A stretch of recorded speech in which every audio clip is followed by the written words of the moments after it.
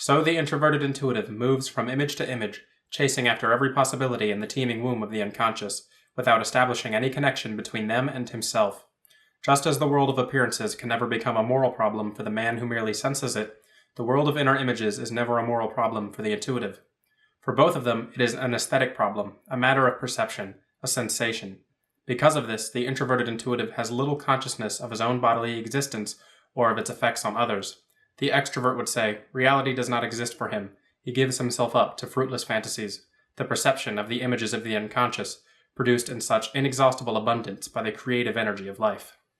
Hello everybody, welcome to Asura Psych, and today we're going to be talking about introverted intuition, one of the 8 cognitive functions. Specifically, we're going to be discussing it through the lens of Carl Jung, the psychiatrist who originally conceptualized the 8 cognitive functions. Let's get into it.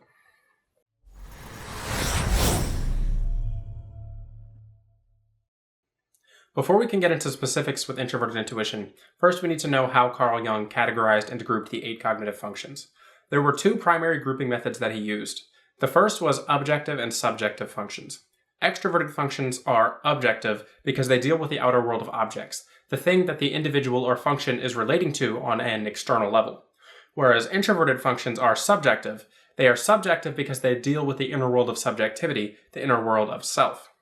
The next grouping method was rational versus irrational functions. Judging functions were seen as rational because they relied on a kind of pre-established set of laws or values. They had to be rationalized to come to conclusions. Whereas perceiving functions were seen as irrational because they tended to be more receiving and tended to be more fluid. They didn't rely on any concrete information or examples to come to conclusions or to interact with the world. Using this categorization system, we can see that both introverted intuition and introverted sensing are both irrational subjective functions. And what this essentially means is that both of these functions tend to be the most subjective of all the functions because they tend to rely on no set of pre-established values or rationality, and they are also coming from within the internal world of subjectivity. Now, one could even argue that introverted intuition is the most subjective and the most withdrawn of all the functions, even next to introverted sensing, because introverted sensing at least requires sensory impression from some sort of sensation, whereas introverted intuition represses the external world of sensation to deal with the world of intuition, the inner world of images and ideas. Introverted intuition apprehends the images arising from the a priori, inherited foundations of the unconscious. So what this essentially means is that the introverted intuition tends to have a strong connection with the internal world of imagery, and that they are constantly receiving flashes of insight in the form of imagery that relate to recognized archetypal patterns. And Carl Jung said, in these archetypes, therefore, all experiences are represented which have happened on this planet since primeval times. The more frequent and the more intense they were, the more clearly focused they become in the archetype. And what this means is that the introverted intuitive tends to recognize things on a very pattern-based level through the use of subjective archetypes that are represented and perceived in the form of internal imagery. And I know that's a lot to take in, but this boils down to the idea that the introverted intuitive tends to experience the world in internal imagery that is perceived at a very rapid and ongoing rate. The peculiar nature of introverted intuition, if it gains the ascendancy, produces a peculiar type of man. The mystical dreamer and seer on one hand, the artist and the crank on the other. This is where a lot of misconceptions about introverted intuition come from. A lot of people tend to look at the introverted intuitive type and they think of them as strong interactors, strong engagers, and go-getters. But first and foremost, the introverted intuitive type is a dreamer. They are a dreamer above all else. Their primary way of engaging with the world is through internal mental imagery. And Carl Jung actually believed that this was so much the point that a lot of introverted intuitives, they would spend a whole lot of their life not really doing anything until they really learn how to develop that auxiliary judging function. In fact, Carl Jung referred to them as the most useless of men if they never learned to develop their secondary judging function, because they would be eternally lost in the internal world of subjective imagery and fantasies. The development of a secondary and auxiliary judging function is kind of what turns the introverted intuitive into the stereotypical view that many people have of the introverted intuitive type. Although the intuitive type has little inclination to make a moral problem of perception, since a strengthening of the judging functions is required for this, only a slight differentiation of judgment is sufficient to shift intuitive perception from the purely aesthetic into the moral sphere. And this is something that a lot of people tend to not understand when they look at introverted intuitive types. Because when you see an introverted intuitive type, you tend to see them in their mode of engaging with the external world and the world of objectivity and pushing for something that they've envisioned. But what people tend to not realize about the true introverted intuitive dominant type is that they are first and foremost a perceiving type that is really what I call the dreamers. They spend a lot of their time engaging with the world of subconscious imagery, and they ride this sea of fruitless fantasies where they have these strong internal visions, these strong internal fantasies, and they don't act on about 70% of them. A large majority of what they are perceiving and engaging with is just this strong internal world of imagery and imagination that is never really acted upon.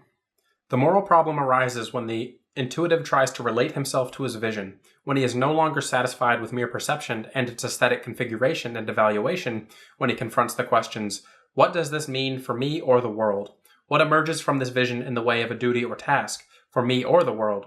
The pure intuitive who represses his judgment or whose judgment is held in thrall by his perspective faculties never faces this question squarely, since his only problem is the know-how of perception. What this essentially means is that the introverted intuitive, when they've decided that they have a vision or internal image that is important to them, they are going to strongly relate to that image. In fact, that internal image that they perceive tends to become their obsession. It tends to become the only thing that they engage with. It's that one fantasy that they're going to constantly be mulling over in their mind, trying to flesh it out and trying to really deep dive into the ideas associated with it.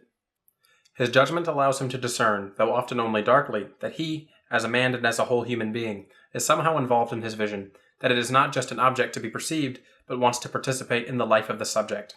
Through this realization, he feels bound to transform his vision into his own life. The introverted intuitive, once they've perceived that internal image that they relate to on a moral level, becomes somewhat addicted to making this subjective image a reality. And this is why introverted intuitives have this very strong force of will when it comes to obtaining their goals. Because of the highly subjective and irrational nature of introverted intuition, they perceive their subjective image as a must. It is almost like their reality, and they're pushing to make this reality a reality to the external world.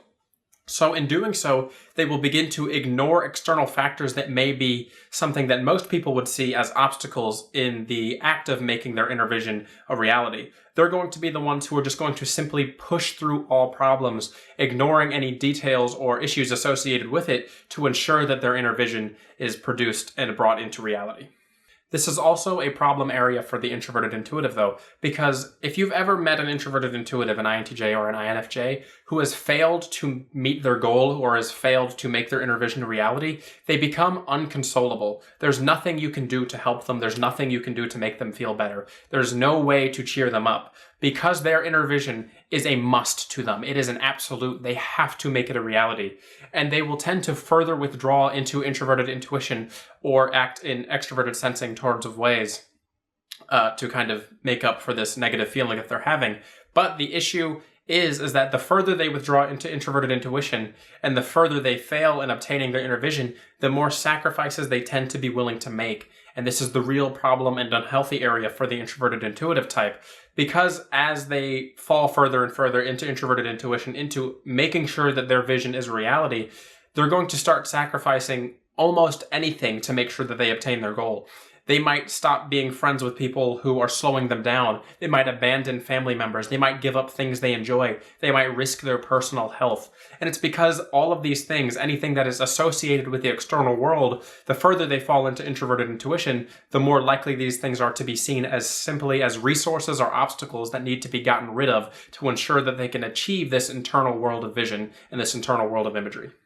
Now, it's important to note that to the introverted intuitive, this isn't often seen as malicious. The introverted intuitive often isn't attempting to hurt anything that's going to get in their way or stop them from achieving their goal. This tends to just be a byproduct of their obsession with pursuing that inner vision that they've attached themselves to. Once they've latched on to something that is seen as a reality to them, they have to pursue it. It is an inner must, an inner absolute to the introverted intuitive. Introverted intuitives often have this strong reputation for being able to kind of see how things are going to play out or be able to somewhat predict the future. And what this actually is them connecting to events on an archetypal and unconscious level through the collective unconscious. Through the recognition of archetypes, they're going to be able to understand how an event might archetypically play out, and that tends to allow them to be predictive in their nature when viewing events. It can even foresee new possibilities in more or less clear outline, as well as events which later actually do happen. Its prophetic foresight is explained by its relation to the archetypes, which represent the laws governing the course of all experienceable things. The introverted intuitive understands things on a very categorical and subconscious level through the use of these archetypes, and this is what allows them to have that prophetic insight into how events might play out. Their vision is enthralled by the richness of subjective events. What is going on inside of them is so captivating and of such inexhaustible charm that they simply do not notice that the little that they do manage to communicate contains hardly anything of what they themselves have experienced. This is a real problem area for a lot of introverted intuitives because they have such strong internal worlds of imagery, such strong internal perceptions. The issue is that they're not able to easily communicate those with the external world. It's not like you can print out a picture of what you're thinking and give it to the person standing next to you. And this is especially a problem for the introverted intuitive type who has not yet developed their extroverted function, their secondary auxiliary function, in a healthy manner yet. Because without that, they truly do have no way to communicate their internal perceptions. They don't even have a way to translate it into another form of thinking that could be presentable to another person, and this is a large issue for introverted intuitive types. In my opinion, you can see this most in introverted intuitive children who haven't even begun to develop that secondary auxiliary function. Introverted intuitive children tend to be the most detached and most aloof of all children as they are growing up. They tend to be the most introverted, in my opinion. They don't like engaging with the world in any way at all because they haven't even begun the process of developing their secondary function. What the introverted intuitive represses most of all is the sensation of the object, and this colors his whole unconscious.